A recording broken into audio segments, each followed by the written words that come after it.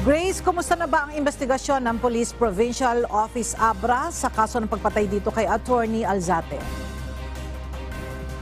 Yes, Ella, ayon kay Police Colonel Froiland Lopez, Provincial Director ng Abra Police, sinabi nitong nagsagawa na sila ng case conference at patuloy ang kanilang investigasyon sa krimen.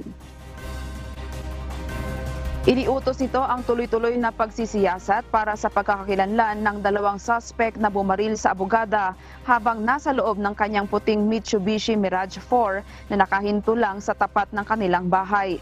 Maliban dito, nire-review na rin ang CCTV footage sa crime scene sa tapat ng bahay ng biktima at ang mga posibleng ruta na tinatahak ng mga salarin.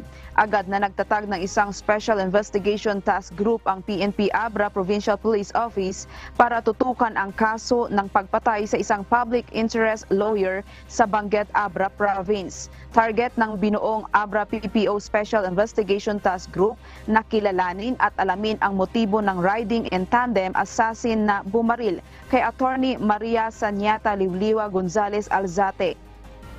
Matatandaan, Huwebes ng hapon nang tambangan ni Alzate sa loob ng kanyang kotse na may plakang EVA 6533 ng lapitan ng mga suspect at paulit-ulit na pinagbabaril.